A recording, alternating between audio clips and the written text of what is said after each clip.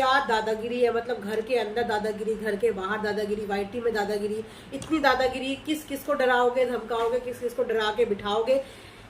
हिम्मत एक दिन आती है इंसान का, जिस दिन वो हिम्मत आती है ना उस दिन उसका सारा डर निकल जाता है। फ्रेंड्स, सरोज आंटी का व्लॉग भी आ चुका है और व्लॉग देख के आप लोग समझ ही गए होंगे कि आंटी पहुंच चुकी है अपने घर। ऐसा क्या वहां पे उनके साथ हो रहा था कि उन्हें वहां पे रहना जो है बिल्कुल भी मंजूर नहीं था, और इन लोगों की क्या प्लानिंग थी, किस प्लानिंग के साथ जो है आंटी को वहां पे बुलाया गया था और आखिर में वहां पे क्या हुआ, इस बारे में आज हम लोग बात करेंगे। तो hello hi, welcome back to my channel earth mom Dehradun, और मैं हूँ ज्योति। वेलकम करती हूँ आप सभी को अपने चैनल में। तो अगर आप चैनल में न्यू है तो मेक श्योर चैनल को सब्सक्राइब करना बिल्कुल ना भूलें, साथ ही बेल आइकन हिट कर दीजिए।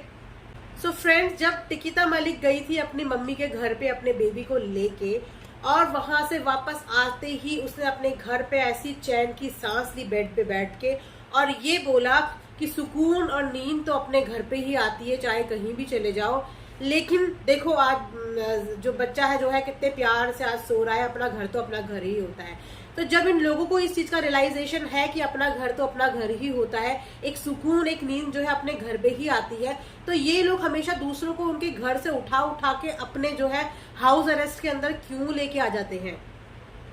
जब इस चीज को ये लोग खुद जानते हैं। जब भी जो है आंटी सरोज इनके घर पे आती है वो इतनी अनकंफर्टेबल रहती, क्योंकि जिस घर में चारों तरफ सिर्फ कैमरे ही कैमरे हो, वहां पे तो इंसान को अगर कहीं खुजली भी हो रही होगी ना तो वो बेचारा खुजली भी ना कर पाए कि मैं कहीं कैमरे के अंदर कैप्चर ना हो जाऊं। तो इस तरीके का इनका घर बना हुआ है, जिस घर में कब कहाँ कौन सा कैमरा फिट हो ये किसी को नहीं पता होता। तो प्राइवेसी के नाम पे तो जीरो है। वहां पे जाहिर सी बात है कि कोई भी औरत या कोई भी लोग जो है अपने बच्चों को लाने के लिए या खुद भी आने के लिए वहां पे झिझकेंगे, वहां पे टाइम बिताने में उन्हें डर लगेगा कि क्या पता कौन से कोने में इनका जो है कैमरा छुपा हुआ हो। साथ ही साथ चंडीगढ़ सेटल करने का तो इन लोगों का सिर्फ एक झूठ और फेक कंटेंट था। ऐसा इनका कोई भी प्लान नहीं है कि उनको चंडीगढ़ लाया जाए, क्योंकि वो खुद भी चंडीगढ़ नहीं आने वाले और ये लोग भी उनको चंडीगढ़ नहीं लेके आने वाले, क्योंकि ये लोग जिम्मेदारी उनकी उठा नहीं पाएंगे। वहां पे फिर से कलेश होंगे, क्योंकि जितना भी पैसा इन सरोज आंटी के चैनल से या कालू भैया के चैनल से आता है उसका 60-70% तो यही लोग रखते हैं, बाकी जेब खर्चे के लिए उनको 10-20% पैसे दे देते हैं। तो इतने में तो चंडीगढ़ जैसे शहर पे उनका खर्चा नहीं चल पाएगा ना। और इतना बड़ा दिलदार तो नाफरमान मलिक भी नहीं है कि बच्चों का खर्चा उठा ले, जिनसे अपनी बहन को देने में पैसे देने में जिसको इतनी आफत आती है, वो इतने 3-3 बच्चों का खर्चा चंडीगढ़ जैसी सिटी पे उठाने की तो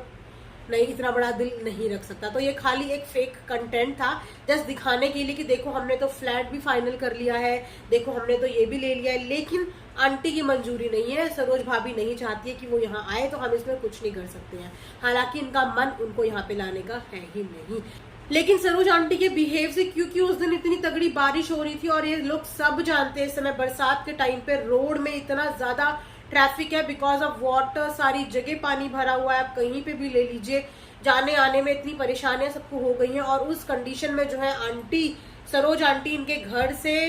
शाम को तक चलने को राजी थी, बारिश में तक वो चलने को राजी थी, क्योंकि वहां पे उन्हें इतनी घुटन फील होती है, उन्हें इतनी परेशानी होती है। और एक जो इंसान के अंदर थोड़ी सी भी सच्चाई होती है ना, मैं ये नहीं बोलती वो बहुत दूध की धुली भी होगी, लेकिन जिस इंसान के अंदर एक थोड़ी सी भी सच्चाई होती है ना, वो इतने दलदल में सांस नहीं ले सकता, उसको आती ही नहीं है सांस। इसीलिए वो बारिश में भी वहां से भागने को तैयार हो गए। लेकिन हैरानी की बात यह है कि उन्होंने जो है बच्चों को छोड़ने के लिए कालू भैया को साथ भेजा ही नहीं। इतने खतरनाक मौसम में 3 बच्चों के साथ किसी लेडीज को तुमने अकेले भेज दिया, लेकिन उनके हस्बैंड को साथ में नहीं भेजा, तो ये क्या किस तरीके का रिलेशनशिप है। यानी कि जिस तरीके का रिश्ता जो है नाफरमान मलिक अपनी बीवियों के साथ रखता है, या जिस तरीके से अपनी उंगलियों पर अपनी बीवी को नचाता है, उसने अपने भाई को भी अपने अंटे पे कर लिया है और अपने भाई को भी उस हाउस अरेस्ट का हिस्सा बना लिया है। थोड़े दिन में ऐसा ना हो कि अपने भाई और भाभी का तलाक करके वो भाभी को अलग कर दे और भाई के लिए एक नई भाभी ले आए। कुछ भी हो सकता है। जहां पे 2 शादी का ट्रेंड इन्होंने जो है ट्रेंड कर दिया, 2 शादियों का ट्रेंड जो है इतने चौड़ में इतने खुश होकर ट्रेंडिंग कर दिया, वहां पे अपने भाई की भी दूसरी शादी करा लेगा, कोई फर्क नहीं पड़ेगा, क्योंकि भाई को वापस वहां जाने दे नहीं रहा है। भाभी को तो छोड़ने, बच्चों को छोड़ने तक के लिए इनके यहाँ से कोई नहीं गया कि चलो बच्चे जा रहे हैं, मौसम खराब है तो चलो बच्चों को साथ में छोड़ के भी आ जाते हैं। लेकिन नहीं, ये लोग बिल्कुल भी बच्चों को छोड़ने नहीं गए। इन्होंने सिर्फ इसी प्लान के लिए उनको यहाँ बुलाया था। एक तो थोड़ा सा जो है वहां पे गर्मा गर्मी का माहौल बन गया था, क्योंकि सरोज के बेटे ने जो है एक कमेंट कर दिया था, जिसकी वजह से इन्होंने कहा होगा कि यहाँ पे लाके जरा इनको टाइट करते हैं, इनकी लगता है ज्यादा ही पंख निकल आए तो थोड़ा सा इनके पंख कट करते हैं, तो वो चीज करने के लिए बुलाया था। दूसरा जो है इन्होंने जो ये घायल मलिक का जो ये ऑपरेट कराना था, इसका ट्रीटमेंट कराना था, उस समय पे इनको किसी ना किसी आया की तो जरूरत थी हेल्पर की, तो वो हेल्पर के लिए इन्होंने जो है वहां से भाभी को बुलाया, ये दिखाने के लिए कि हमने हेल्प के लिए नहीं बुलाया है, हमने काम के लिए नहीं बुलाया है, हमने तो यहाँ इन्हें सेटल करने के लिए बुलाया है। लेकिन अब क्योंकि हमारा काम पूरा हो चुका है और भाभी सेटल नहीं होना चाहती, तो ये बहाना देके इन्होंने जो है वापस से भाभी को भेज दिया, क्योंकि इनका काम पूरा हो चुका है।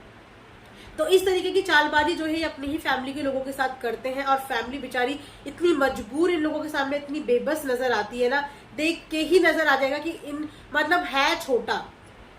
है छोटा रिश्ते में, लेकिन सबका दादा बना बैठा है, सबकी मुंह पे जो है क्या बोलते हैं उसे, उंगली लगा के बैठा है कि कोई इसके आगे कुछ भी बोलने की हिम्मत नहीं कर सकता। तो इस तरीके से अपने घर को प्रेशराइज करके घर के सदस्यों को अपनी उंगली पर नचाने वाले नाफरमान मलिक, एक दिन ऐसा भी आ सकता है कि जिस दिन ये सारे रिश्तेदार तुम्हें अपनी उंगलियों पे नचाएंगे। और